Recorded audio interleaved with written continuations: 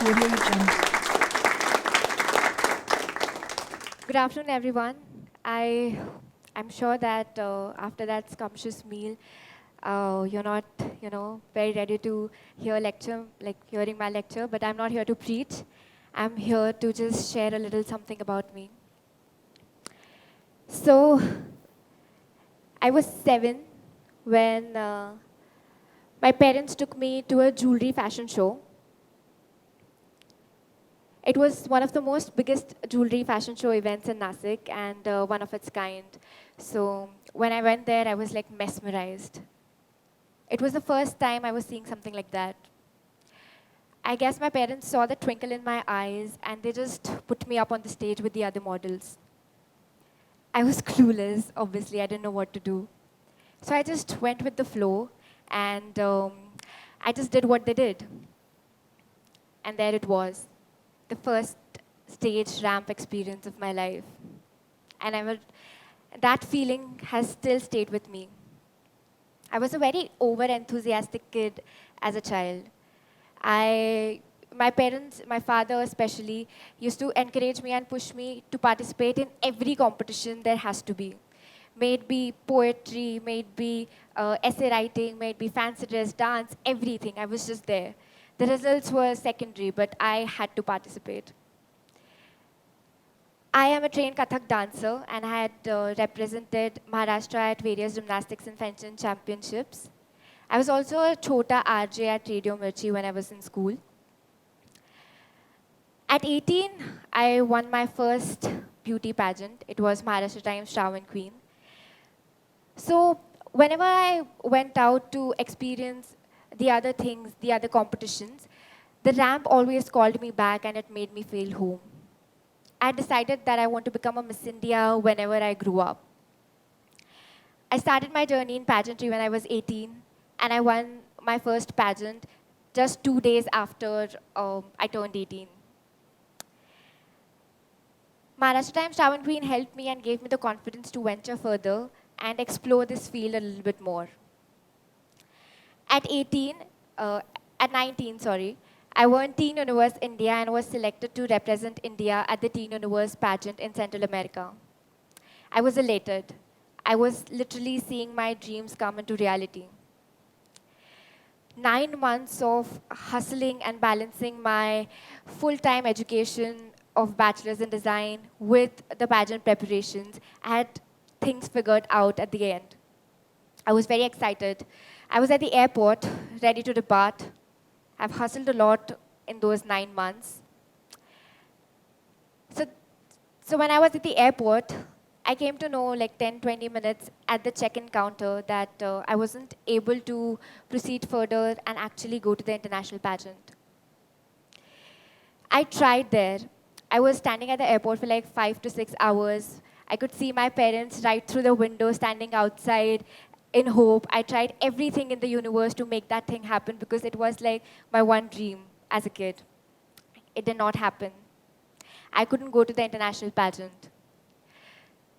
The 7-year-old in me was shattered. It could actually, like 3 hours ago, it had its dream in front of him, and like 3 hours later, everything just shattered.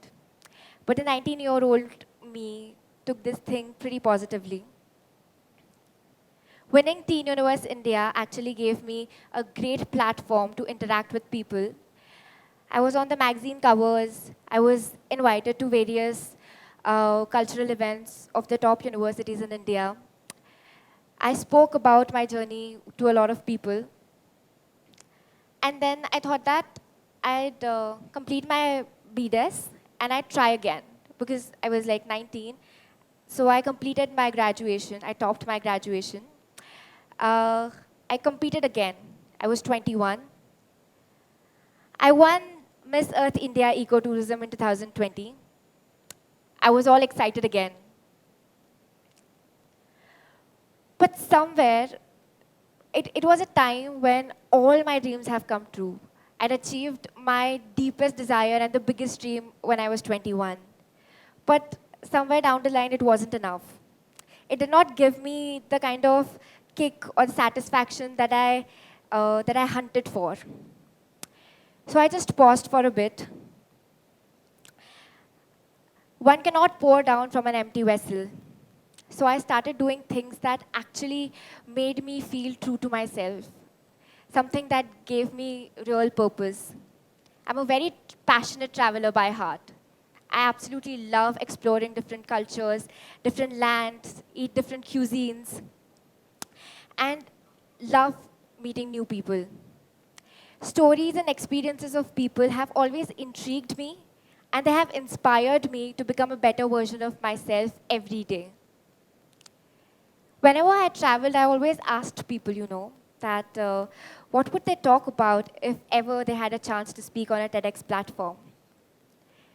My heart is filled with gratitude as I stand here right now in front of each and every one of you for all the things that has landed me here. But most importantly, I'm grateful to that one string, or I can say the core of what has got me here, Mother Earth. She taught me the real meaning of connection at a point where the entire world was shut, confused, and mostly lonely. We were amidst a global pandemic and we were upright just scared. That is exactly when I realized that the greatest need and the strength of humans lies in the connection. We all reached out to our loved ones. Most of us reached out for strangers. Since I love the outdoors and I had a bit of a bad time during the lockdown, I reached out to Mother Nature. It came very naturally to me. I started inculcating Mother Nature into my day with little, small, largely significant but insignificant practices, with the comforts of my home, obviously. I started watching more sunsets, exercising in the greens, reading, planting trees, and somewhere it helped me to feel significant difference within and around me.